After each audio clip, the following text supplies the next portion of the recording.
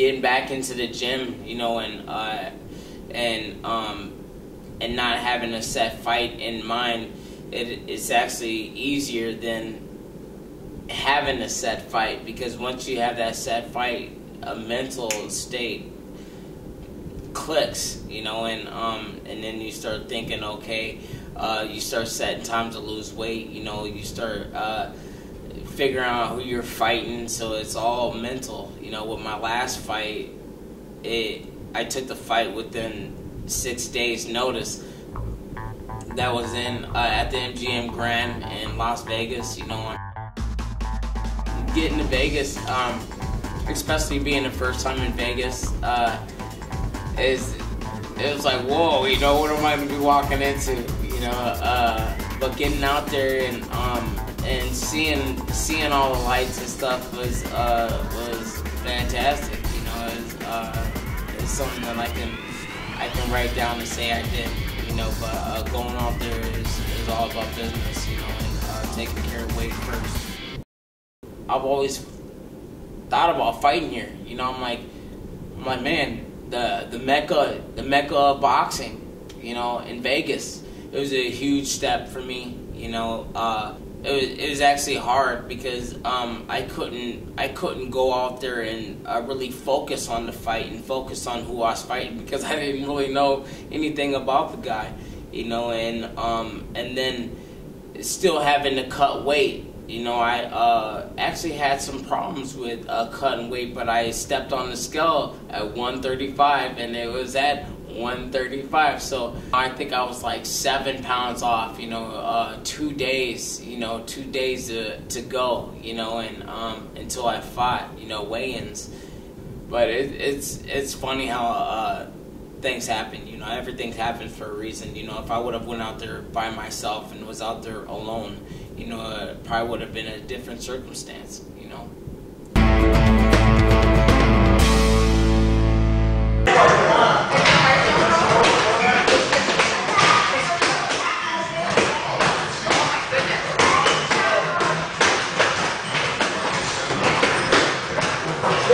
With the losing weight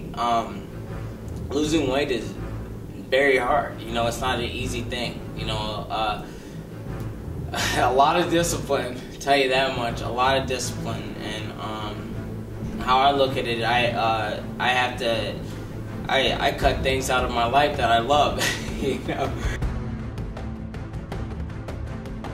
you got to try and take full advantage of everything. You know, especially in this sport. You know, it's a combat sport. People are all out to kill you. You know, so with me being lanky and having a long reach, you know, usually I'm not fighting people my size, like looking square or up at the person. I'm usually looking down at the person, but I don't look down at the person saying that they're gonna lose, because, you know, they all came to fight me, you know, but the majority of the people end up losing. You know, so you try to take some of the advantages of you know, of dropping that much. You know, I'm actually losing out a lot myself. You know, I'm not able to eat all the things that I'd love to eat, you know, and I'm not able to you know, to do that comfortably. You know, it actually takes out a lot of me, you know, and sometimes I'm drained, you know, but most of the time, like with the Joe Flores fight, you know, I was actually I dieted right, you know. I dropped everything that I loved, you know, right away, and I actually came in 2 pounds under the weight limit, you know, and I felt in fantastic shape, you know, for that, and I just had to get mentally prepared and ready for that, you know. In the amateurs, I was at 131, and that was the lowest that I've ever been, and I only fought there once. So this is gonna be a task, you know. This is gonna show me how bad I want it, you know, and I figured, you know, if I'm able to get down to that weight class, It's gonna be and stay down there. It's gonna be a rude awakening for anybody that steps in the ring with me. You know, sad to say, I'm saying it with a smile because I'll be a monster at that weight. I think I'd be in the best shape of my life.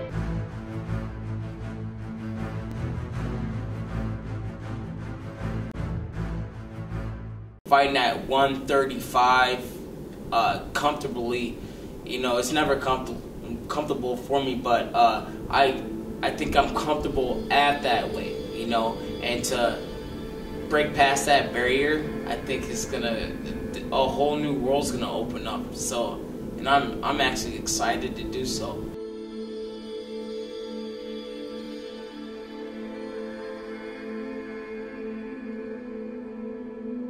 It's funny because when I go on runs and I'm like hurting, like, you know, and I have just a little bit left, I tell myself it's all temporary.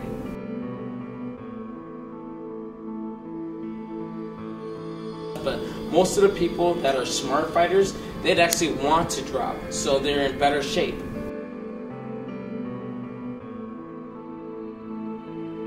I think with this task ahead of me, it's gonna show me, you know, if I'm gonna be comfortable fighting at 126 or not.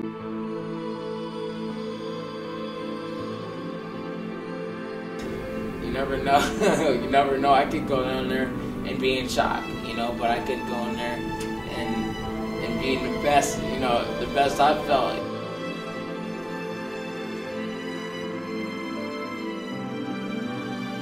I fought at 135 and on pay-per-view, I didn't feel chiseled. Like I didn't feel ripped. Like, you know, like I should be.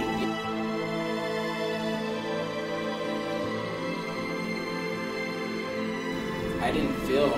I just didn't feel like, you know. I felt like I could go down smaller, you know. A couple of the people on the team were like, hey, you know, let's give it a shot. You know, you never know until you try, you know.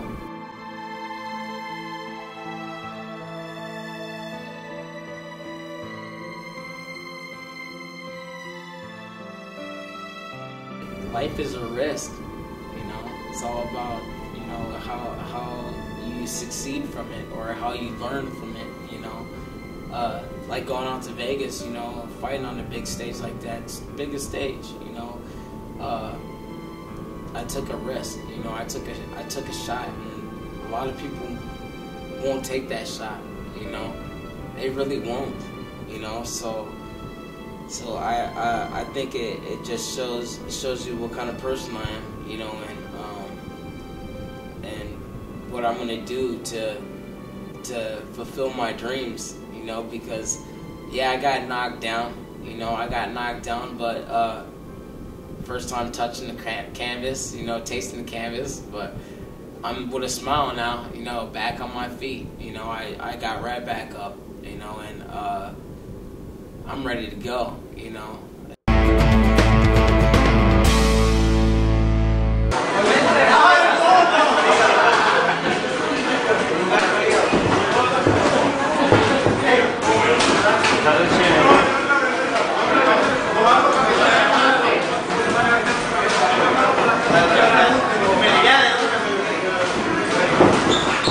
I'll be at 126, and that's featherweight. So new tasks, you know, and hopefully I can just break barriers and turn some heads at that weight class, because I'll be huge at that weight class.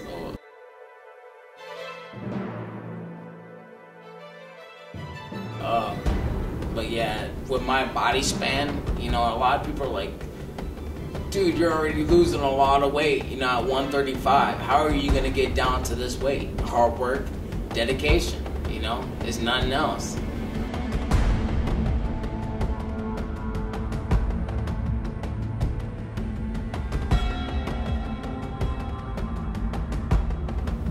It's not gonna be easy, it never is, you know, but what in life is easy?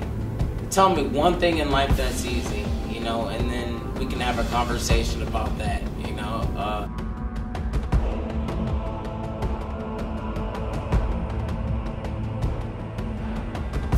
There is actually a lot of great fighters at that weight class that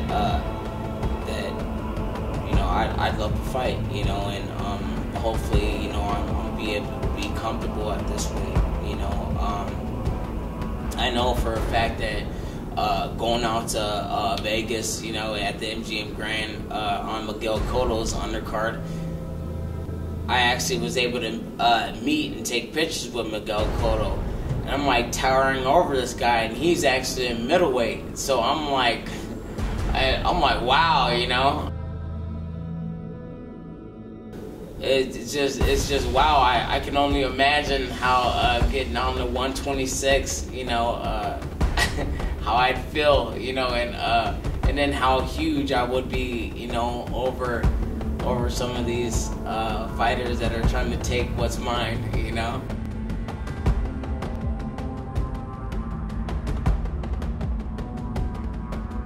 Well, I figured I'd fight at 140. Of course, I'd fight at 140 once I get later on in my career, because I'll be able to, you know, I'll be able to be more comfortable, especially, you know, with age. You know, age sits in, you know, your body tends to slow down, you know, and I'm fully aware of that, you know.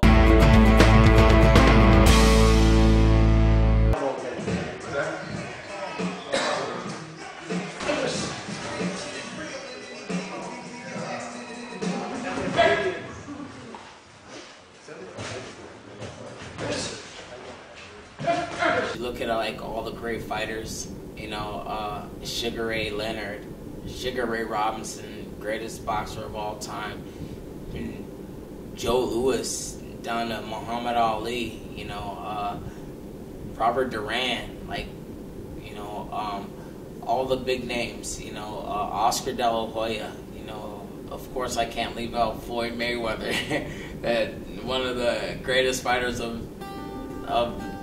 my time, and some people think of all time, but some of those big name fighters like Zab Judah and Miguel Cotto, boxer punchers, you know. Of course, Miguel Cotto's more flat-footed, you know, and a couple of those fighters are more flat-footed, you know what I'm saying. But like type of fighter I am, I'm on my toes, you know. I just learned a valuable lesson, you know, with being in Vegas on the big show, is to keeping my hands up. So you'll see a totally different fighter, you know, coming off this next fight, you know, because I was actually controlling the fight, but I dropped my hands, and